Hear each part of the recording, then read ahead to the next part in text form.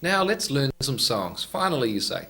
We now know 8 different chords, we have 5 different strums and 2 different finger-picking patterns. What we'll do at the moment is play some songs and we'll concentrate on our strumming and our left hand. The first song we'll learn is an old 60s classic by the Kinks. So it's basically a 2-bar phrase that repeats over and over. It uses the A chord, the D chord and the E chord.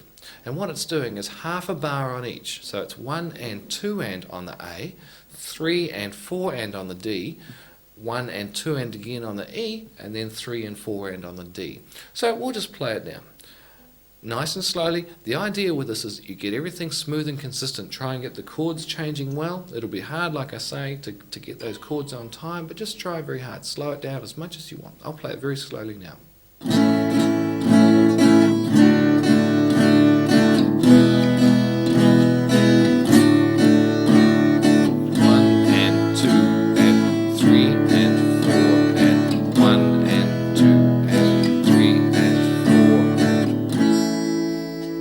Can you tell me which strum pattern it was using?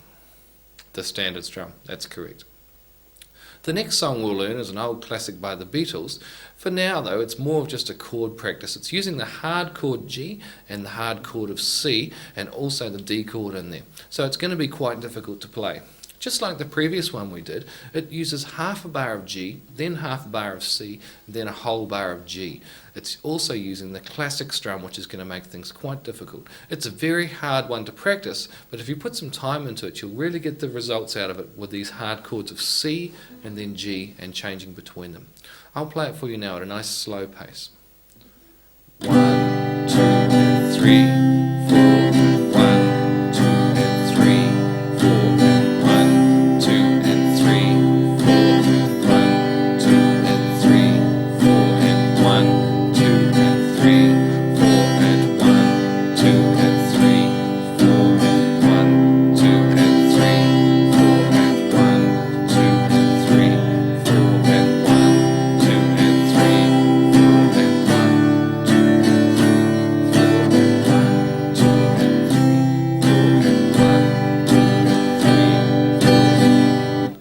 In reality, you'll actually play that song a bit faster, and I'll play it again at the speed that we really want to get it up to, but it'll take a while before you get to that speed, but I'll play it for you anyway. 1, 2, 3, 4.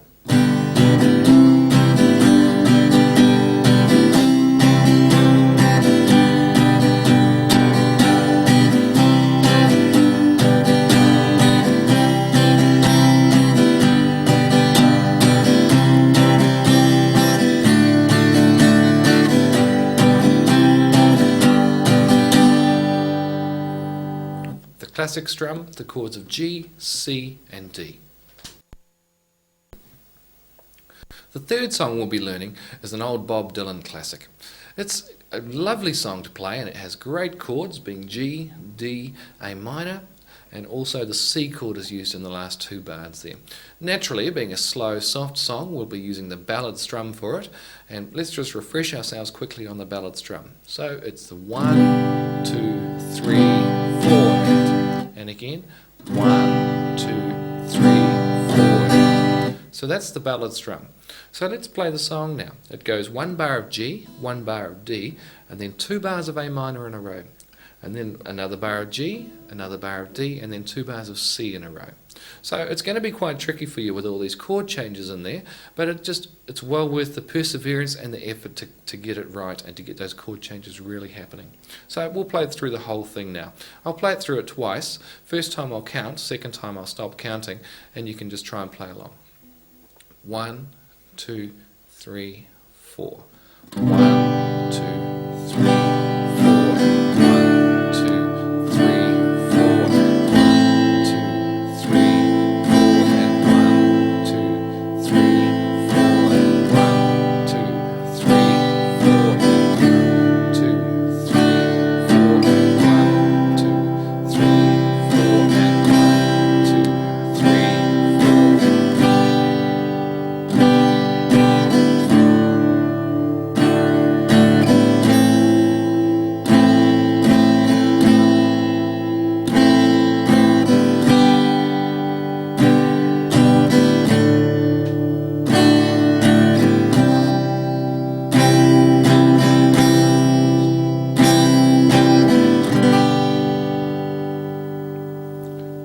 It's a lovely song and well worth the effort. The next song we'll learn is called the 12-bar blues. It's pretty much the basis of all blues music ever written, which then of course evolved into rock, and even the more modern heavy metal styles that we know now are still blues based. However, this is a very good piece of music to play. We do a lot of work on the blues, and it really develops rhythm and develops timing and develops everything that we want. It's also quite good fun to play. It uses the chords of E and A, which we know very well now, and also the chord of B7, which is of course the tricky 4-finger chord. You'll find the part down the very last line where it's quite hard, where it has 2 bars of B7. We'll use the standard strum for it, but pretty much any strum will work over this, so perhaps you could experiment around with the different strums and find the one you like best for it. I'll play it for you now.